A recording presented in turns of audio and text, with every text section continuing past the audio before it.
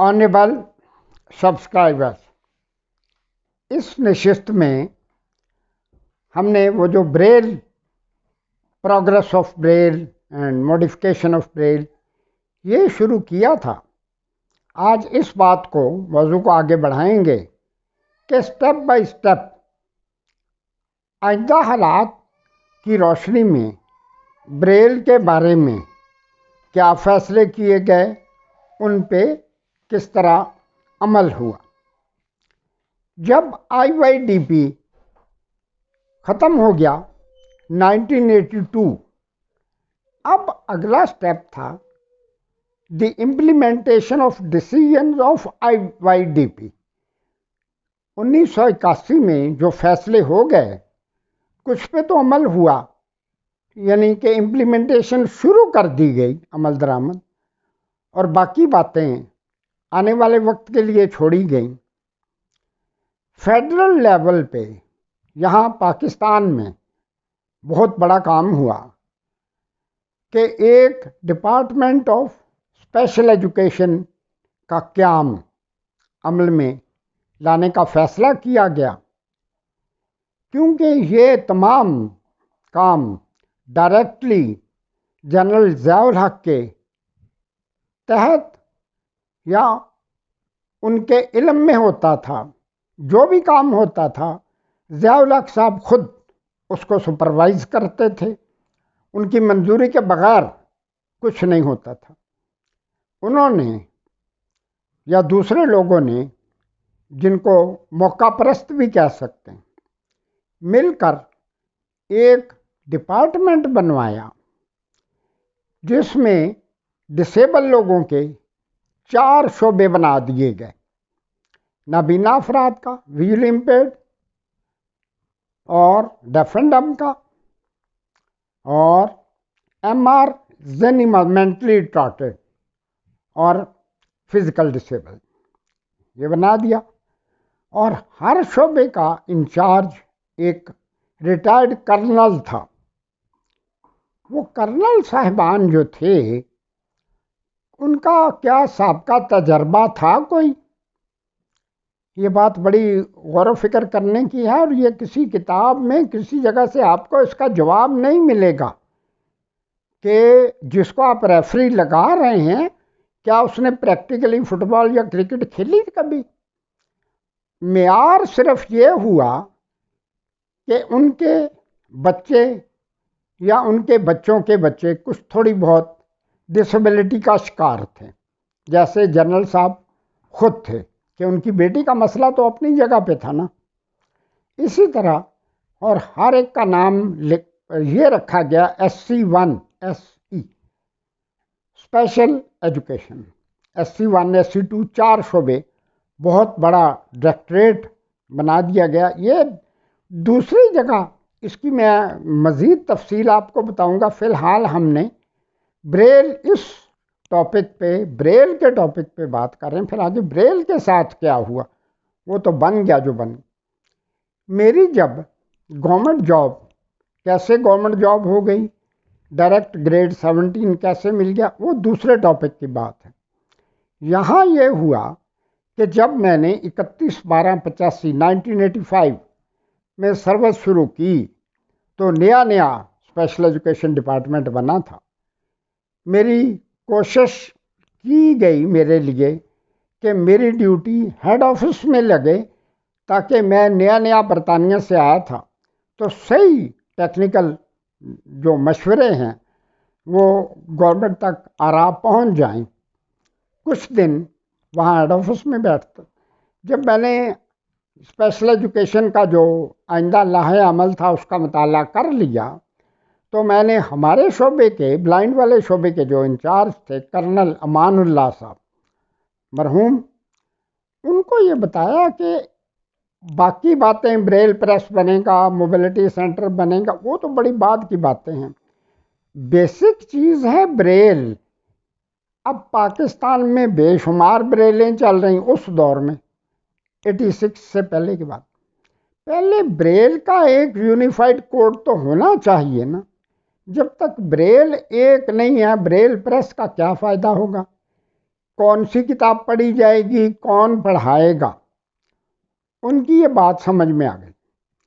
انہوں نے کہا ایک بہت بڑی کل پاکستان بریل کانفرنس کراتے ہیں، وہاں ان تمام بریل سے متعلقہ ٹیچرز، ایکسپرٹس جو بھی ہیں ان کو بلا کے ان سے سائن لے لیں، تاکہ پھر آئندہ ہم جب کروڑوں روپیہ لگائیں گے تو مزید خرچہ ہماری رقم ضائع نہ ہو۔ پھر پاکستان کی تاریخ میں 22 مارچ 1986 کا ایک دن آیا جس دن پورے پاکستان کے بلائنڈ، سائٹڈ، جو بھی کسی نہ کسی طرح سے بلائنڈ لوگوں سے متعلقہ کوئی اس کا کام تھا یا پریس میں کام کرتے تھے، مختلف پریسز میں کام کرتے تھے، ان کو بلا کے کوئی تقریباً 40 یا 50 کے نزدیک لوگ آئے اور سب نے سائن کر کے ایک متفقہ اردو بریل کوڈ بنا دیا۔ لیکن وہاں کرنل صاحب نے مجھے کہا کہ اگر آپ خود سامنے آئے تو یہاں ہر چیز میں گروہ بندی ہے، ہر بندہ کہتا میری دکان چلے، تو یہ کام ہمارا ہوگا نہیں، آپ مشورے ہمیں دیں لیکن خود پیچھے رہیں۔ تو میں نے کہا اس طرح کر لیں، ہمارا مقصد تو کام کرنا ہے نا۔ اب نام کرنل امان اللہ کا آ گیا سب کچھ، لیکن بات یہ ہوئی کہ وہ ایک کوڈ، اردو بریل کوڈ بن گیا، اسی کو سامنے رکھتے ہوئے آج تک وہ چل رہا ہے کوڈ، آج تک وہ چل رہا ہے، کہاں 86 تو کہاں یہ آ گئی۔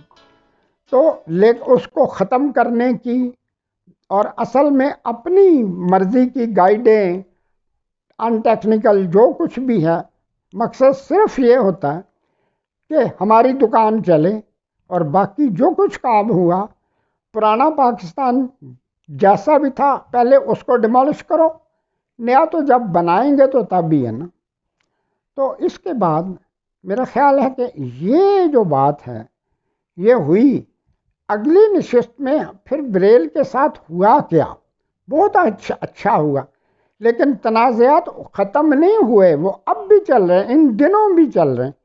وہ یہ بڑی تھوڑی سی سمجھنے کی باتیں ہیں، تو بہتر یہ ہے کہ سر دست اس موضوع کو یہاں تھوڑی دیر کے لیے یا چند دنوں کے لیے مختصر کر کے بند کر دیا جائے، پھر دوسرے موضوعات پہ باتیں چلیں۔ اس سے متعلقہ جو حالات ہوئے یا جو کچھ اور حالات و واقعات تھے، جب تک ہمارے سامنے سیاق و سباق نہ ہوگا، ہسٹوریکل بیک گراؤنڈ، تاریخی پس منظر نہ ہوگا، فلاں فیصلہ کیوں کیا گیا، کیا وقت کے ساتھ ہر فیصلہ جو بھی ہوا وہ غلط ثابت ہو گیا، ختم کر دیا گیا یا چلتا رہا، کیا ہر ایک نے اس فیصلے کو، یا زیادہ تعداد میں، ہر ایک نام بھی صحیح، کیا زیادہ تعداد میں لوگوں نے ان فیصلوں کو آگے چل کے قبول کیا؟ یہ ابھی باتیں بعد میں انشاءاللہ پھر کریں گے تفصیل سے، لیکن اب دوسرے موضوعات جو ہیں اس سے متعلقہ، وہ ریہیبلیٹیشن اور جو بھی کچھ ہوتا، انشاءاللہ ان پہ زیادہ آپ لوگوں نے بھی غور کرنا، میں بھی سوچ سمجھ کے انشاءاللہ آہستہ آہستہ آپ کو دیگر موضوعات کے بارے میں بتاؤں، تاکہ ایک بندہ اگر اس کو کسی چیز کے بارے میں لیکچر دینے کا موقع بنے تو وہ یہ نہ کہے کہ یہ میں نے فلاں سے سنا تھا، فلاں مولوی صاحب سے سنا تھا یا ابو جان سے سنا تھا، نہیں، اس کی اپنی اتنی معلومات ہو کہ اگر اس وقت جو آڈینس وہاں ہو کوئی بھی سوال پوچھے تو اس کا جواب دے سکے۔ آخری ایک چھوٹی سی بات سنیں جو میرے لیے بہت بڑی بات، ایبٹ آباد میں کے پی کے گورنمنٹ کا ایک بلائنڈ اسکول ہے، 91 یا 92 کی بات ہے۔ ایبٹ آباد میں ہمارے بڑے ریلیٹیوز ہیں، وہاں میں گیا تو لوگوں نے کہا یہاں نیا نیا اسکول کھلا ہے، تو وہاں چلتے ہیں۔ پرنسپل صاحب کے بارے میں ہے کہ بڑے سینئر موسٹ آدمی ہیں، بڑے قابل آدمی ہیں، اسکول بھی دیکھ لیتے ہیں، ملاقات بھی کر لیتے ہیں، وہ آپ اتنی اچھی پوزیشن میں ہیں۔ تو چلے گئے، وہاں پرنسپل صاحب تشریف فرما تھے، تو جب میں جا کے بیٹھا بڑے اچھے خلوص سے انہوں نے بات آگے میں نے ہاتھ بڑھایا تو دیکھا کہ پرکن بریلر، وہ کیا ہے وہ تو آپ کو بعد میں دکھانی ہے نا، پرکن بریلر کے اوپر پیپر لگا کے بریل لکھتے ہیں، میکسیمم پیپر لگانے میں 5 سیکنڈ یا 10 سیکنڈ لگتے ہیں میکسیمم، جو بھی بریل جانتے ہیں ان کو بھی پتہ ہے اس بات کا۔ اب میں نے دیکھا آگے ہاتھ کیا، ایک طرف بریلر پڑا تھا اور ایک طرف پیپر جو ہوا سے ادھر ادھر گھوم رہا تھا، تو میں نے پکڑ کے مشین میں لگا دیا۔ پرنسپل صاحب بڑی حیرانگی سے بولے، اچھا تو یوں پیپر لگتا ہے؟ بس یہ بات اتنی کافی ہے، یہ اس پہ آپ نے خود ہی سوچ لینا۔ پھر یہ جب اس طرح کے لوگ امپائر اور ریفری ہوں گے نا، تو پھر کیا ہوگا اور آگے کیا ہوا، یہ نہیں ہوگا۔ بہت کچھ ہوا، وہ میرے آپ کے علم میں ہونا چاہیے۔ اب ایک بندہ کہتا ہے یہ بہت بڑا ایکسپرٹ ہے، لندن ہو کے آیا، امریکہ ہو کے آیا، فلاں جگہ ہو کے تو آ گیا، لیکن کیا لے کے آیا، یہ ہمارے کرنے کے کام ہے۔